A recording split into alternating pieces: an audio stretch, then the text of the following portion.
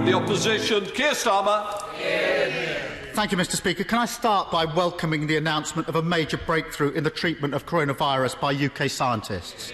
That's really fantastic news and we're all behind it, and I want to pay tribute to all of those involved. Can I also welcome the Prime Minister's latest U-turn, this time on free school meals? That was the right thing to do, and it's vital for the 1.3 million children who will benefit. It's just one step in the fight against child poverty. A report last week from the Government's Social Mobility Commission concluded that there are now 600,000 more children living in relative poverty than in 2012. The report went on to say child poverty rates are projected to increase to 5.2 million by 2022. What does the Prime Minister think caused that? Well, I'm grateful to the Right Honourable Gentleman for what he said about dexamethasone, and I'm glad that he's finally paying tribute to the efforts of this country in tackling coronavirus. But I can tell him that on free school meals, this government is very proud that we set up universal free school meals, and I'm very pleased that we are going to be able to deliver a COVID summer food package to some of the poorest families in this country, and that's exactly the right thing to do. But I must say that I think he's completely wrong in what he says about poverty. Absolute poverty, relative poverty have both declined under this government, and there are hundreds of thousands, I think 400,000 fewer families living in poverty now than there were in 2010.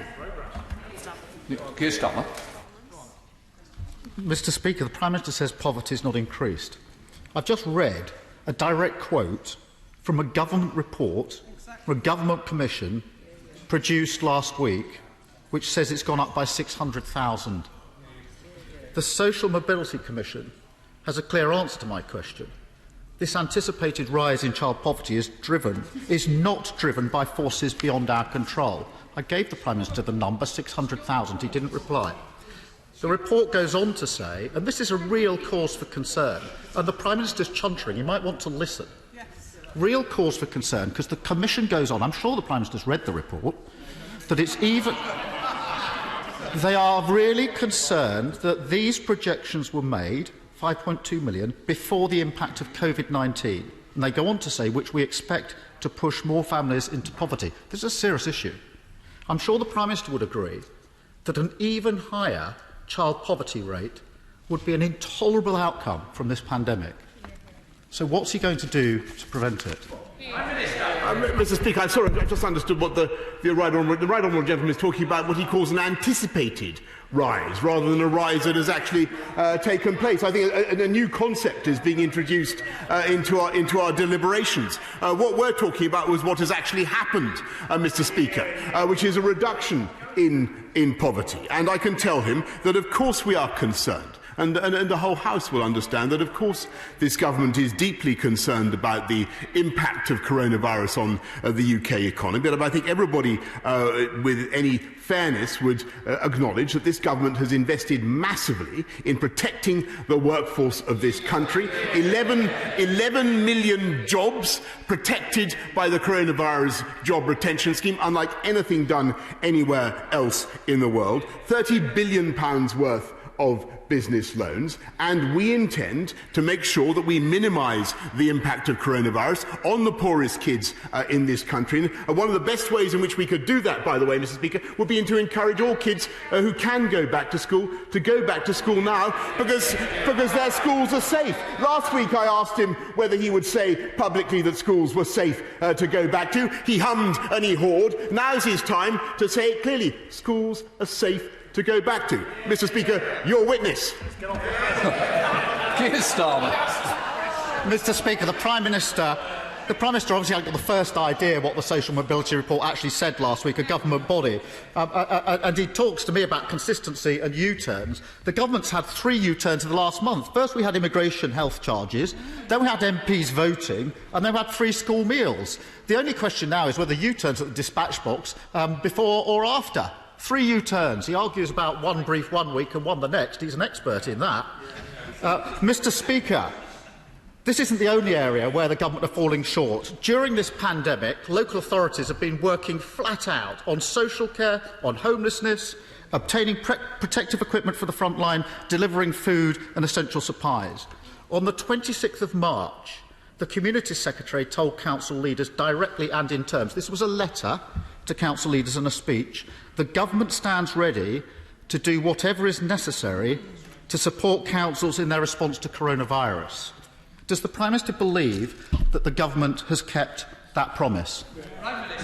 Mr Speaker, we'll put £3.2 billion extra into local government to tackling coronavirus. But I must say, we didn't hear an answer, did we, Mr Speaker? How can he talk about tackling the effect of coronavirus on the most disadvantaged? It's the most disadvantaged kids, Mr Speaker, who need to go back to school, and it is those groups which, unfortunately, at the moment are not going back to school. Let's hear it from him for one more time. Will he say that schools are safe to go back to? Come on. Starmer. Mr Speaker, this is turning into opposition questions. If the Prime Minister wants to swap places, I'm very happy. We could do it now. Mr Speaker, the Prime Minister, the only bit of an answer he gave was about £3.2 billion to the question I asked. Well, it's a lot of money. The Conservative-led local government authority said that they're going to have a shortfall of £10 billion this year. The Health Secretary heckles. The Conservative leader of Lancashire County Council wrote a letter to the Community Secretary a month ago on the 7th of May. And he said this: the overall financial impact on councils nationally and locally will be far in excess of the £3.2 billion provided to date. He went on to say, we would like some assurance from you that all councils will be fully reimbursed for the costs of COVID-19. These are the Prime Minister's own council leaders. He must have known about this problem for months. Why has he been so slow to act? We haven't, because in addition to the £3.2 billion, we've already put another £1.6 billion to support councils delivering frontline services, plus another £600 million, from my memory, to go into social care. And the reality is, Mr Speaker, I really want to return to this point about poverty. We want to tackle deprivation in this country. I want kids to go back to school. The unions won't let him say the truth, which is that schools, a great ox has stood upon his tongue, Mr Speaker. Let him now say that schools are safe to go back to. Prime Minister. I spoke... Mr Speaker, the Prime Minister just doesn't get how critical this is. I spoke with council leaders across the country this week. They face a choice. The Prime Minister must know this. Between cutting core services or facing bankruptcy under Section 114 notices. Either outcome will harm local communities and mean local services can't reopen. That will drive up poverty, something the Prime Minister says he doesn't intend to do. Local councils have done everything asked of them in this crisis. The government hasn't. Will the Prime Minister take responsibility and actually do something? Well, Mr Speaker, with great respect to the right honourable gentleman, I've outlined what we are doing to support local government, and I think that this country can be very proud of the investments that we have made. I think, by the way, that they can be very proud of the incredible work that local government officials have done across this country. But I must say there are some councils, and particularly Labour councils, alas, that are not opening their schools now when they could be opening their schools. And I say to him now, I hope the last time, now is the moment when he can say to those Labour councillors that it is safe for kids to go back to reception, to year 1, to year 6, to early years as they can. Will he now say it? Keir Starmer. Mr Speaker, every week the Prime Minister seems to complain that I ask him questions at Prime Minister's questions. If he wants to swap places, so be it. Finally, Mr Speaker, I want to return to the Prime Minister's other recent U-turn, the immigration health surcharge for NHS and care workers. following Prime Minister's questions on the 20th of May, the government announced that it would drop this deeply unfair charge. That's nearly a month ago.